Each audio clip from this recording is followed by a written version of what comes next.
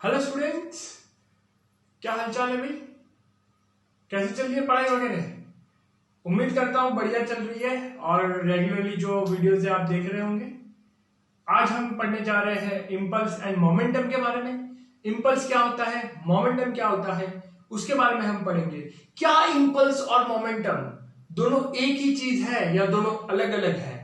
वो जो है आज के वीडियो में, अगर आप एंड तक देखते हैं वीडियो तो आपका कंसेप्ट जो है वो पूरा क्लियर हो जाएगा कि इम्पल्स क्या चीज है और मोमेंटम कौन सी चीज है। फाइन, मतलब इम्पल्स किस खेत की मूली है और मोमेंटम किस खेत की मूली है।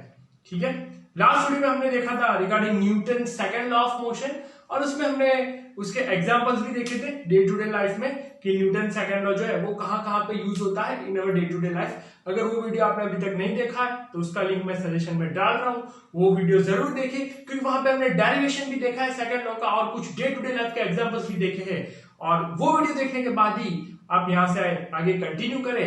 एंड इनफैक्ट आपने मोमेंटम वाला वीडियो अभी तक नहीं देखा है स्टूडेंट्स, तो ये वीडियो आपके लिए नहीं है क्योंकि पूरा बाउंसर जाएगा आपको, है ना। तो मोमेंटम वाला वीडियो भी नहीं देखा है आपने तो वो भी पहले देख लीजिए, उसका कंसेप्ट पहले क्लियर कर लीजिए और फिर आप ये वीडियो से आगे शुरू करें। मोमेंटम वाला वीडियो की लिंक मैं यहाँ पे सजेशन में डाल रहा हूं, उसको जाके देखिए। और अगर आपको आता है मोमेंटम और Newton second law then welcome to this lecture. चलिए शुरू करते हैं without wasting any time.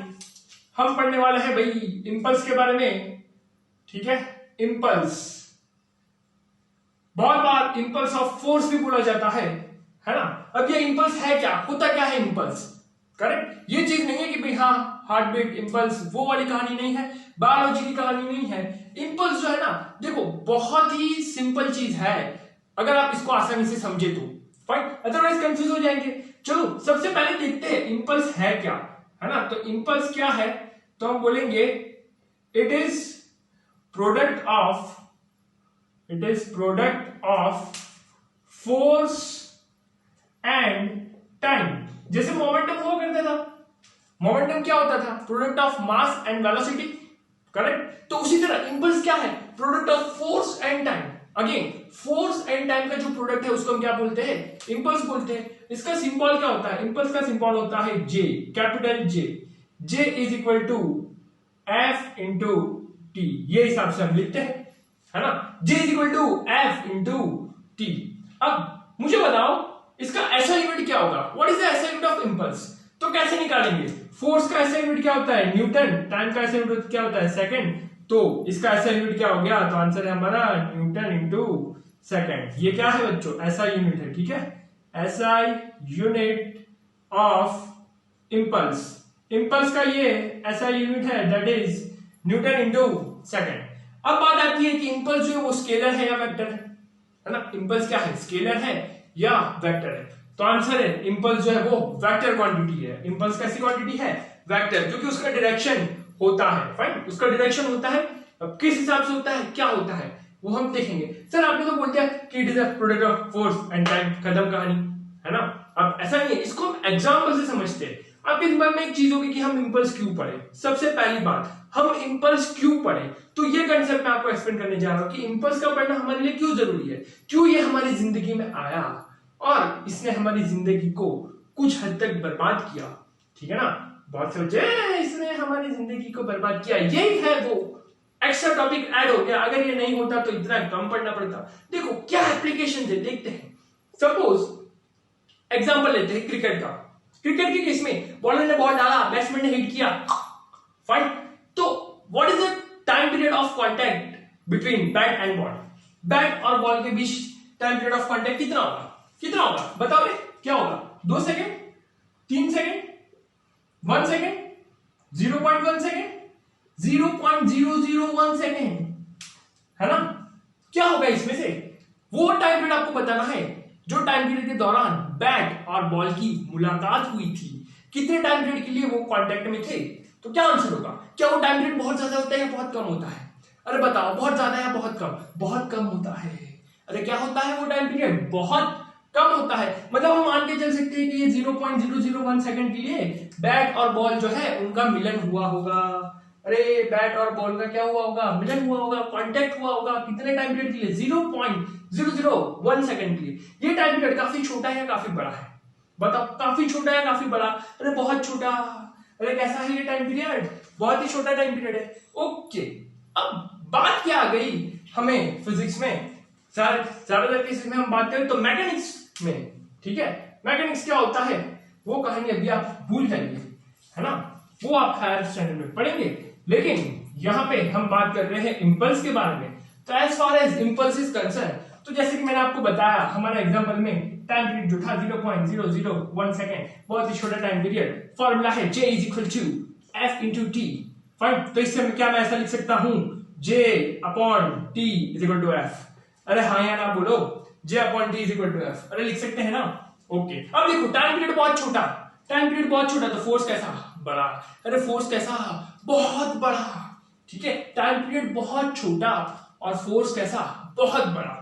Okay, बहुत बढ़िया। क्रिकेट देखते हैं ना, बॉलर आया, बॉलर ने बॉल डाला, बैट्समैन ने यू मारा और 6, फाइन। अब वहां पे वो बहुत ज्यादा फोर्स नहीं लगाता है, बहुत ज्यादा फोर्स लगाता है क्या, क्या वो जोर से मारता है क्या, ऐसे करके नहीं, सिंपल टाइमिंग का यूज करता है। तो सेम केस यहाँ पे हमें देखना है, टाइम पीरियड बहुत कम है, फोर्स कैसा है बहुत ज्यादा है, तो ये उसका एग्जांपल हुआ, है ना। ये वही केस हुआ कि बैट और बॉल के बीच टाइम पीरियड बहुत कम है, तो फोर्स कैसा हो गया, बहुत ज्यादा हो गया। अब ये छोटे से टाइम पीरियड के लिए जो हम फोर्स कैलकुलेट करते हैं ना, दैट इज इंपल्स, वहां पे हम इंपल्स को यूज करते हैं, फाइन, दैट इज इंपल्स नहीं, सॉरी, वहां पे हम इंपल्स को यूज करेंगे, है ना, ऐसे सिचुएशन में। जैसे कि दूसरा एग्जांपल है फुटबॉल का, ठीक है, फुटबॉल में प्लेयर ने किक मारा, तो प्लेयर के लेग और बॉल के बीच टाइम पीरियड जो होगा, यानी कि टाइम ऑफ कांटेक्ट होगा, वो काफी छोटा होगा, और वही छोटे से टाइम पीरियड के लिए क्या होगा, बहुत ज्यादा फोर्स लगेगा। अब ये जो फोर्स होता है उसको कैलकुलेट करने के लिए हम किसको यूज करते हैं बच्चों, इंपल्स को यूज करते हैं। क्यों ऐसा, ठीक है, क्यों ऐसा सर, ये तो ऐसी ही कहानी हो गई सर, ये तो न्यूटन के सेकंड लॉ से रिलेट हो रहा है, कुछ टाइम पीरियड कम होता था तो फोर्स ज्यादा, सर वो कराटे प्लेयर वाली ही बात हो गई, है ना। तो आप बोलोगे सर ये तो सेम है, तो दोनों में फर्क क्या है, दोनों में फर्क क्या है, दोनों में फर्क ये है कि ये जो चेंज होता है ना वो बहुत सडन होता है, बहुत क्विक चेंज होता है, ठीक है, ये जो चेंज है वो काफी सडन होता है, बहुत ही जल्दी होता है, और टाइम पीरियड जो है वो काफी लेस होता है, उसमें ऑलवेज टाइम पीरियड लेस नहीं होता था। इंपल्स जो है ऑलवेज हम तब यूज करेंगे जब टाइम पीरियड जो है, यानी कि टाइम ऑफ कांटेक्ट है बिटवीन टू ऑब्जेक्ट्स, वो काफी छोटा है, तो वो बहुत ज्यादा फोर्स प्रोड्यूस करता है, और यही फोर्स को हम बोलते हैं इंपल्सिव फोर्स। ये टर्म जो है बच्चों आप न्यूमेरिकल्स में देखोगे, है ना, कैलकुलेट द इंपल्सिव फोर्स या कैलकुलेट फोर्स ऑफ इंपल्स, मतलब वो क्या पूछ रहा है, यही चीज पूछ रहा है, इंपल्सिव फोर्स। समझ आ रही है कहानी। तो ये इंपल्सिव फोर्स की कहानी है, टाइम पीरियड कम तो फोर्स ज्यादा, है ना। ये एक एप्लीकेशन हो गया इसका। दूसरा एप्लीकेशन जो है वो मैं आपको एक चीज डिराइव करने के बाद बताऊंगा, है ना। अब आपके दिमाग में ये क्वेश्चन होगा कि सर टाइम पीरियड और इसका रिलेशन बन रहा है, तो ये तो बिल्कुल सेकंड लॉ जैसी कहानी है, तो क्या सर मोमेंटम और इंपल्स सेम है या नहीं, क्या इंपल्स और मोमेंटम सेम है या डिफरेंट है। चलिए देखते हैं उसके बारे में, उसको भी हम देख लेते हैं भाई। हाँ, वो कौन सी चिड़िया का नाम है, चलो देखते हैं। देखे जरा किसमें कितना है दम, जम के रखना कदम। सर पढ़ाओ, गाने में मजा नहीं है। हाँ ठीक है ना, इतना अच्छा भी नहीं होगा, पर कैसी लगी सर आपको बात, कैसे सुन लेते हो हमारी बात। चलिए बैक टू द टॉपिक। अब फोर्स इनटू टाइम है, बहुत बढ़िया। अब फोर्स को मैं न्यूटन सेकंड लॉ के अकॉर्डिंग क्या लिख सकता हूं, m इंटू ए लिख सकता हूं, अरे हाँ या ना, m इंटू ए लिख सकता हूं, ठीक है। टाइम तो एज इट इज रहा, t का t, ओके। अब एक्सेलरेशन को मैं क्या लिख सकता हूं, m into V minus U upon t into T. T ने टी को मार दिया, डिशुम डिशुम, टी ने टी को मार दिया, ओए होए, ओहो, ये तो कुछ देखा देखा लग रहा है, इसको हमने पहले कहीं देखा है, अरे याद आ रहा है, ये क्या होता है, अरे m into V minus U क्या होता है, m into V minus U क्या होता है, बोलो रे बोलो, m into V minus U कुछ नहीं होता, बट इसको हम बोलते हैं डेल्टा पी। अरे क्या बोलते हैं हम इसको, डेल्टा पी। ओहो हो, मैजिक। मैजिक इसका मतलब क्या है? इंपल्स जो है वो किसके बराबर होता है? चेंज इन मोमेंटम के बराबर होता है। Impulse is equal to change in momentum. देखो हमने प्रूव कर दिया है ना। m into V minus U क्या होता है? Delta P. मतलब क्या मैं इसको ऐसा लिख सकता हूं? J is equal to delta P. Very important relation, very important relation. ठीक है, फाइन। ये रिलेशन काफी इंपॉर्टेंट है। ये क्या शो करता है? Impulse is equal to change in momentum. बच्चों ध्यान रखना, चेंज, ये ट्राइंगल जो है बड़ा ही इंपॉर्टेंट है। ठीक है, अगर आपने ऐसा लिखा है J is equal to P, J is equal to P, sir क्या एबीसीडी पढ़ा रहे हो? J is equal to P कैसे हो सकता है? J मतलब इंपल्स, P मतलब momentum, impulse is equal to momentum. Wrong, false. बहुत ही छोटी छोटी बात है ना। J is equal to P, wrong students. Impulse is not equal to momentum, impulse is equal to change in momentum. मतलब जब बैट्समैन ने हिट किया तो मोमेंटम में कितना चेंज आया? मोमेंटम में ज्यादा चेंज आया, इसलिए फोर्स ज्यादा लगा। ठीक है ना, या आप बोल सकते हो फोर्स ज्यादा लगा, मोमेंटम में ज्यादा चेंज आया। ठीक है, तो ये वाला जो चीज है वो करेक्ट है। तो यहाँ पे ट्राइंगल जो है वो अंडे का फंडा है। आज का आपका अंडे का फंडा, व्हाट इज अंडे का फंडा टुडे? अगर आपने लिखा है J is equal to P, triangle लिखना भूल गए तो आपको इसके लिए मिलेगा 0। क्या मिलेगा? 0। अ बिग अंडा। तो अंडे का फंडा क्या है? मतलब अंडे से बचना है आपको, तो आगे ट्राइंगल लगाइए और अंडे से बच जाइए। J is equal to delta P, है ना? समझ आया? अरे समझ आया। तो देखो यहां से ये चीज क्यों सही हो रहा था, अब भी आपको दिमाग में पता चल जाएगा ये चीज क्यों सही हो रहा था। अब भी आप इसको कुछ ना कुछ रिलेट कर पा रहे होंगे। देखिए भाई, यहां पे पहले मैं लिख देता हूं, J की जगह मैं डेल्टा पी लिख सकता हूं।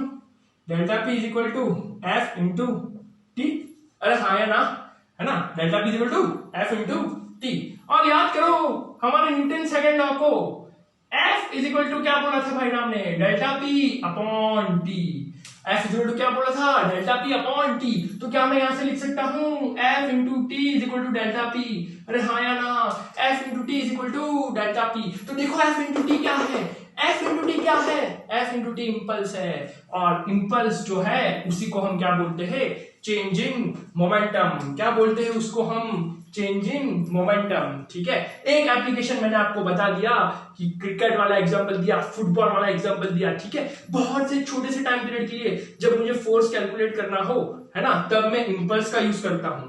तब मैं क्या यूज करूंगा? इंपल्स जो है उसका मैं एप्लीकेशन यहाँ पे लगाऊंगा। ठीक है, और उसके अलावा ये लेवल पे मैंने आपको ये बताया है, लेकिन हम लेवल थोड़ा प्लस करें, है ना, तो कहां पे यूज होता है ये?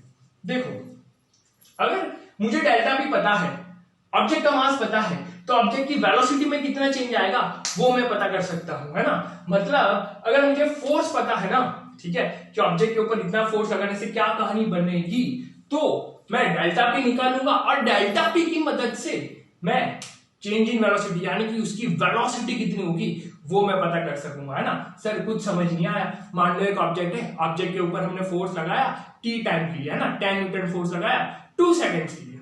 फाइन, अब 10 न्यूटन फोर्स लगाया 2 सेकंड्स के लिए, मतलब मोमेंटम में कुछ चेंज हुआ, कितना हुआ? 20 हुआ। ठीक है, मोमेंटम में चेंज कितना हुआ? 20 हुआ। फाइन, चलिए समझ लेते हैं एग्जांपल से ही, है ना, वर्बली तो पता नहीं चलेगा। फाइन, वेरी इंपॉर्टेंट, नोट करते जाइए जो भी आपको नोट करना है, और नहीं करना तो मर्जी आपकी, क्योंकि बेस्ट नोट्स तो वही होते हैं जो आप खुद से बनाओगे। फाइन, आत्मनिर्भर, हाँ चलो आत्मनिर्भर की कहानी।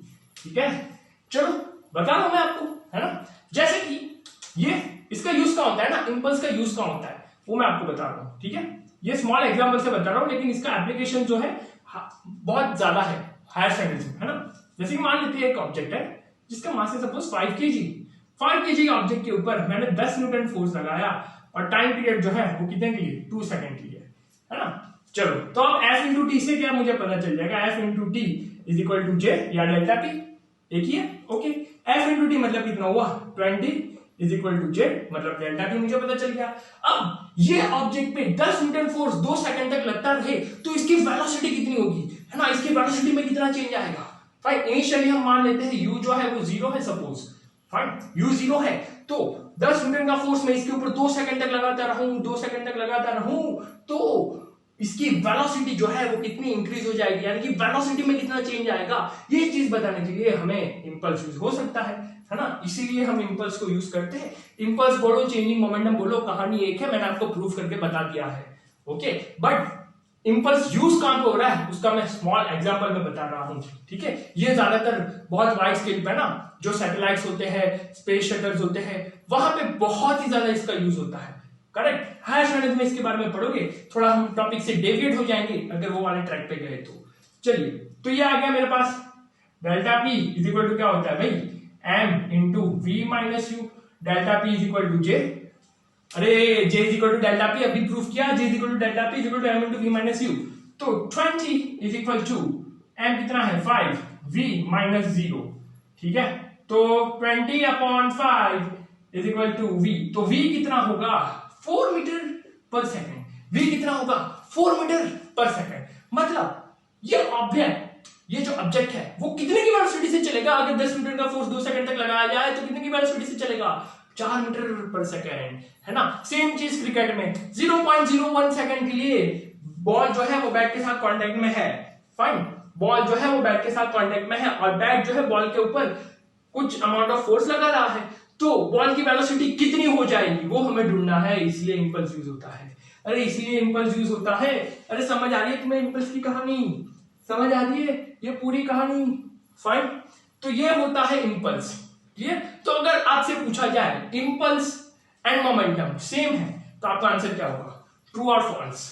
अरे ट्रू और फॉल्स बोलो बोलो, impulse and momentum same, false. Impulse and momentum same, false. Impulse and changing momentum same, true. Impulse and changing momentum same, true. Fine, okay. तो ये हमारी कहानी थी बच्चों impulse and momentum की। आपको कंसेप्ट जो है पूरी तरह से क्लियर हो गया होगा कि impulse क्या होता है, momentum क्या होता है और changing momentum क्या होता है। अगर आपने momentum और changing momentum को अच्छे से समझ लिया है तो impulse आपके लिए काफी इजी हो जाएगा। और स्टूडेंट्स, अगर आपको मेरा टीचिंग मेथड अच्छा लग रहा है तो वीडियो को लाइक जरूर कर दीजिएगा, फाइन।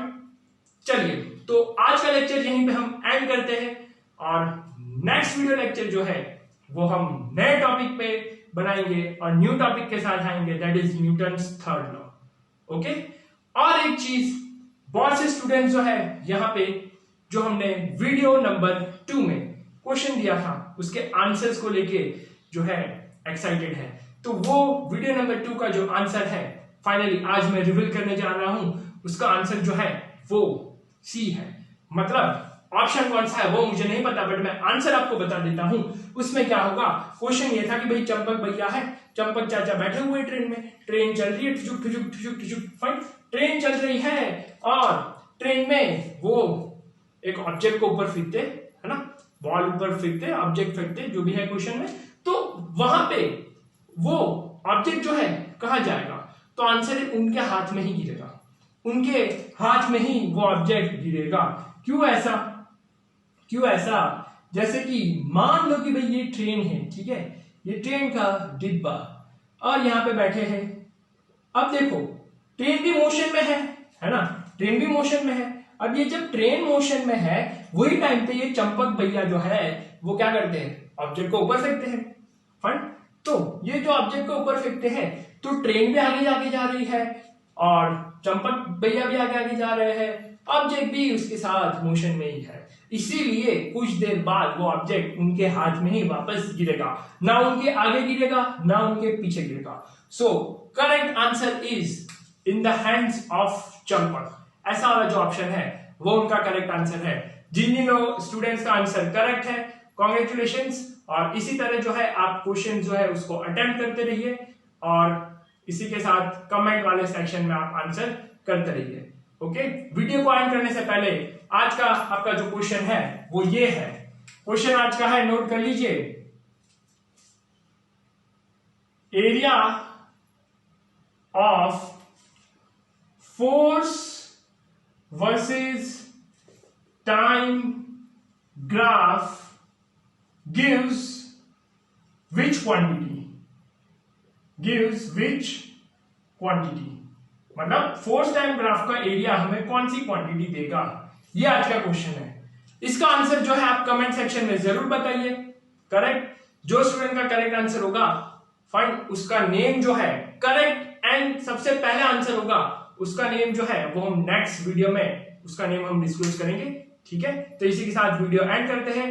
ओके।